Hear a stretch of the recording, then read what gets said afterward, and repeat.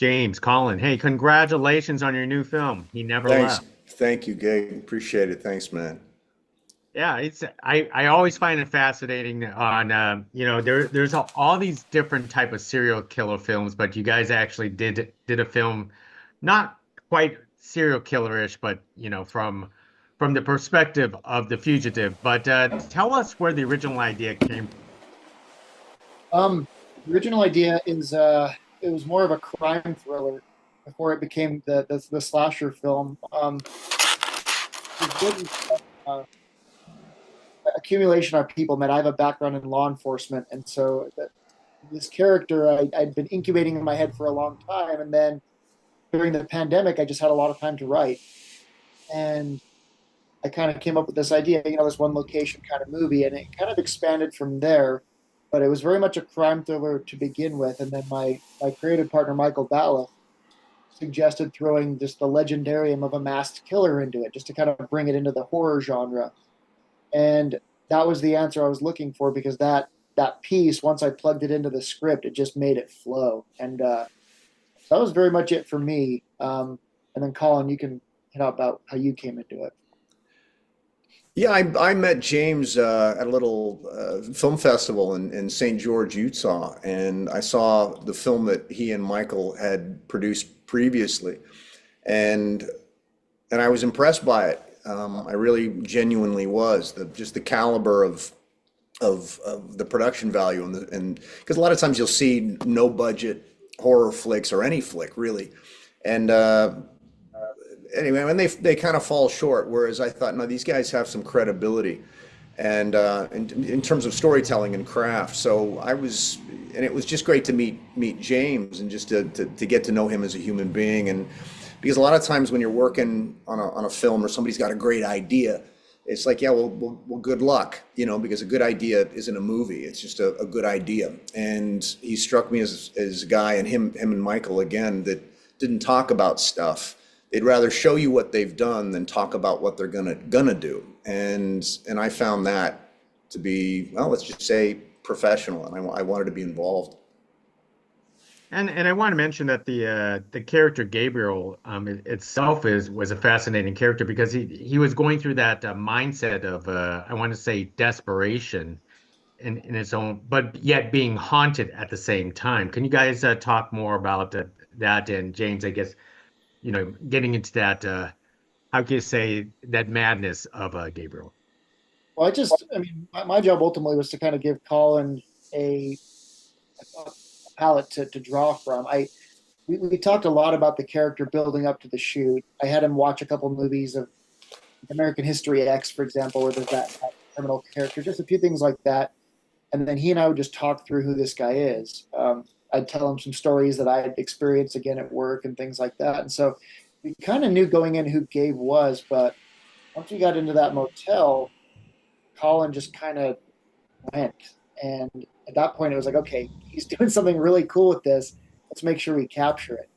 So he was as much invested in Gabriel as I was. By the time we rolled, he just I remember how excited Colin you were when we that first draft I sent you. You're like, yeah, it needs work, it needs this, but there's really something there, and I can totally see myself doing this. And so just the enthusiasm motivated me to further get this character ready. And again, it kind of was always going to be Colin. I think I didn't have anyone in mind before I started casting. And once Colin expressed interest, it was like, okay. I mean, I'd seen him and stuff growing up. It was fun to see this guy who I'd seen in movies and TV who was excited to work on my movie. It was like, okay, we got something. So for that, it was kind of like that for me.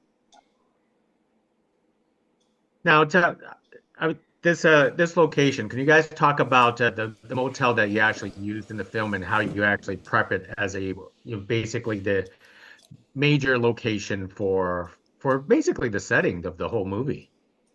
The owner of the motel was super cordial. I just drove by. I'd driven by that motel a lot growing up. I used to go fishing and camping in the area. And as I was working on the idea, I just drove by and talked to the owner, and she was immediately receptive and was like, "Yeah, you could shoot a movie here." In fact, she was showing us the motel and showed us that trap door that just happens to be in the actual motel, which is part of the script I had. So I was like, "Wow, this is perfect." And he gave us a great day rate. We rented out the entire motel, and all the cast and crew lived in the motel for that week. We filmed.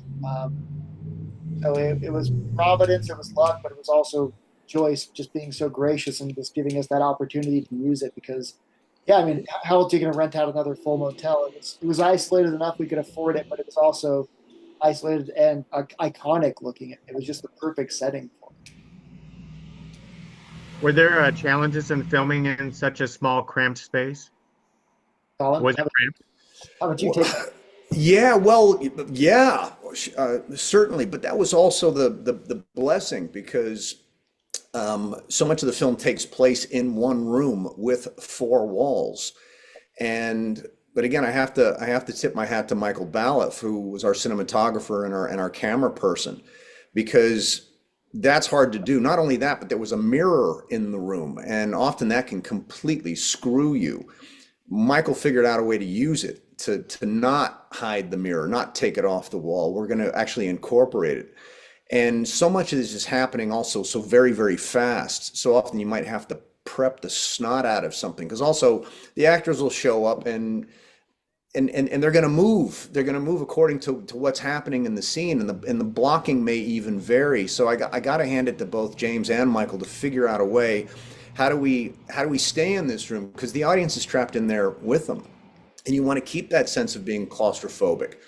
So it was challenging, but it was also just great because again, when you've got a strong story and there's beats happening, and does he go around the bed? Does he go over the bed? And even is he in his underwear? Is he? It's just all these little things put you there and bring you closer to the character and to what's going on and the wall, and you're hearing sounds next door, but then there's a light. Is the light on? Let's have it on for the first half of the shot and then I'll click it off. So there's still all these wonderful little beats that get to transpire, even though you never leave this room, you know? I mean, you certainly do, but so much of it, at least in terms of Gabe's stuff, he never does. And it just makes me think of a story point when Gabe finally gets out of the room. Well, I don't even want to give anything away, but let's just say he's stuck in the room. But there's a moment in the film where he does get out, and what happens after that is like one of my most favorite moments, I think, in any movie I've ever seen. Is what happens when he finally gets out.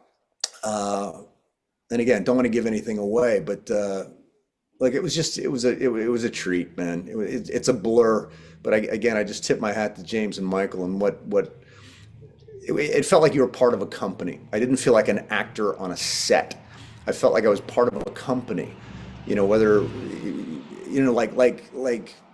like a David Mamet when he was workshopping his plays, or working with Sam Shepard, and you've got a handful of actors, or Sinise with Steppenwolf, and it just felt like we're all here to do kind of the same thing, but we're going to need every little piece and every little person and every point of view to help highlight the other person's department. It was magic. Wow. And you guys mentioned cinematographer, your cinematographer, and cinematography is very important. How important how was the process like to basically keep us in the confusion of, reality, supernatural, or even like a, serial killer perspective and all that kind of stuff. So Balif is, I mean, I'm under no illusion that the things I've worked on would not have gotten nearly as much attention if I didn't have him as a creative partner. He has a visual eye. What he's able to do with just a camera it blows my mind to this day. Like he'll send me an edited scene, and it's like, how the hell did you get it to look so good? He has a natural talent that he's incubated and grown over the years. And so I knew immediately when we were going into this, I didn't have any doubts that he'd be able to shoot it masterfully. He's so good at that. And we fortunately had some experience from doing some of our other shorts and our previous film about shooting in isolated areas. So we kind of already knew what we were going to do going into it. The motel was a new setting, but we'd done enough in confined spaces that we were fairly confident. We knew we'd be able to, and he would make it a point to find ways to make the room interesting. He's like, well, what if there's just this one light decoration that just gives this shadow? What if there's the moonlight coming through the window at this moment to this angle. He always made sure that there was something visually good about the shot, even if it was just in a motel room. So that's total credit to him. The dude is an incredible cinematographer, and it shows. I mean, he's really good. Yeah, this film, He Never Left. So many twists and turns. I never expected that ending. So it makes me think twice about staying in a motel, in the middle of nowhere. I always suspect those places. So gentlemen, thank you very much for speaking to us about He Never Left. Really appreciate it. Thank you.